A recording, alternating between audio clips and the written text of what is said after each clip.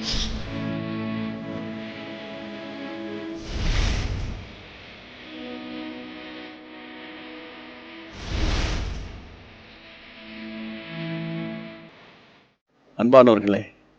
ஆண்டவராகிய இயேசு கிறிஸ்துவின் நாமத்தில் இன்றைக்கு நான் உங்களை மிகுந்த சந்தோஷத்தோடு அன்போடு வாழ்த்துகிறேன்.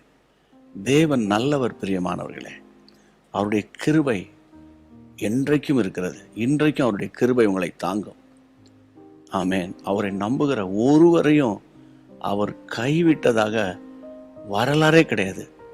அதனால் இன்றைக்கும் உங்களை பார்த்து நான் சொல்வது போல நினைக்காதீங்க. ஆண்டவர் தான் உங்களை பார்த்து சொல்கிறாரு, நான் உன்னை ஒரு நாளும் மறப்பது இல்லை.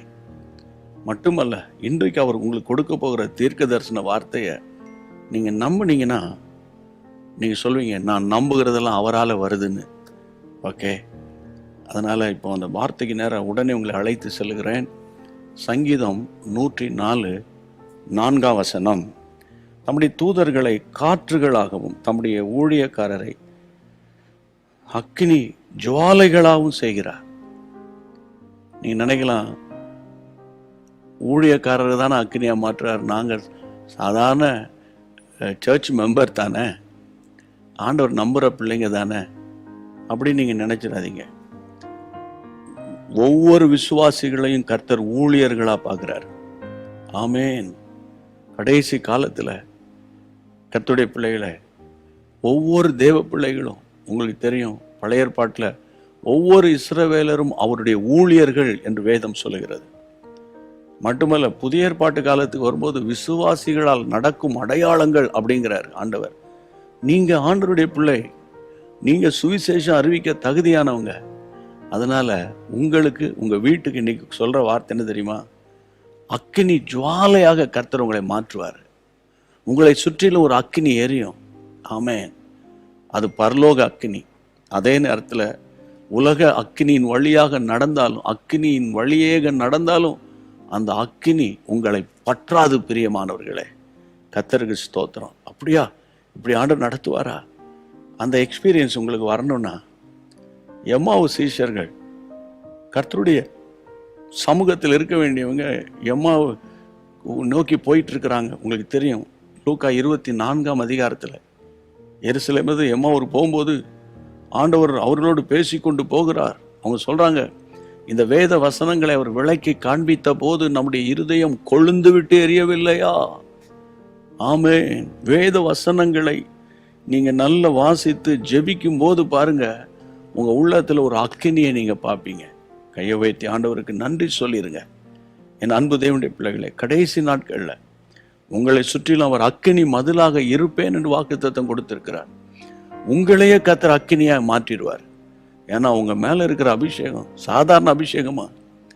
நீங்க ஒருவேளை நான் சாதாரண ஒரு தொழிலாளி, ஏதோ கொஞ்சம் வருமானம், ஏதோ வாடகை வீடு, ஏதோ ஆண்டவர் நம்புறேன் அப்படின்னு நீங்க சொல்லிட்டு இருப்பீங்க. உங்க மேல இருக்கிற அபிஷேகம் அது சாதாரணமானதல்ல. சரியா? நீங்க முகவரி இல்லாத ஒரு நபராக இருக்கலாம். உங்களுக்கு முகவரியை கொடுக்கிற ஒரு அபிஷேகம் உங்க மேல இருக்குது. ஆமென். நீங்க ஒரு ஏழையா இருக்கலாம், உங்களை பணக்காரனாய் மாற்றுகிற அபிஷேகம் தான் உங்க மேல இருக்குது. அந்த ஆவியானவர் சொல்றார், நான் உன்னை அக்கினி ஜுவாலையாக மாற்ற போறேன். கர்த்தருக்கு மகிமை உண்டாவதாக. ஜெபம் பண்ணுவோமா? எப்போதுமே பாருங்க, வனாந்தரத்துல தான் இப்படிப்பட்ட வார்த்தை வரும். அதை பிடிச்சிங்கன்னா வனாந்தரத்துல வழி உங்களுக்கு திறக்கும். இதுக்கு மேல உங்களுக்கு நான் என்ன சொல்லணும்? சரியா? உங்கள் சூழ்ந்து இருக்கிற பிரச்சனையை பார்க்காதீங்க. உங்களை அபிஷேகம் பண்ணினவர், உங்களை அழைத்தவரை நோக்கி பாருங்க. உங்களோடு சேர்ந்து நான் ஜெபிக்கிறேன். நல்ல பிதாவே, இந்த நாளில் உங்களுடைய பிள்ளைகளை பலப்படுத்தினீர், உற்சாகப்படுத்தினீர். அப்பா, உமக்கு கோடி ஸ்தோத்திரம், கோடி ஸ்தோத்திரம், கோடி ஸ்தோத்திரம். கடைசி நாட்கள் அப்பா, எங்கு பார்த்தாலும் கொள்ளை நோய்கள், பூமி அதிர்ச்சிகள், மனிதர்களுக்கு விரோதமாய் மனிதர்கள் சுட்டு தள்ளுகிற அன்பில்லாத அவல நிலை. இந்த நாட்களில் உம்முடைய அன்புதான்பா எங்களுக்கு வேணும். உம்முடைய தெய்வீக அன்பினால மட்டுமல்ல, உம்முடைய அக்னினால, அக்னி ஜுவாலையாக உம்முடைய பிள்ளைகள் ஆண்டவரே சபைகளில் எரிந்து பிரகாசிக்கட்டும் அப்பா. உம்முடைய பிள்ளைகள் வீட்டை சுற்றிலும் அக்கினி மதிலாயிருங்கப்பா.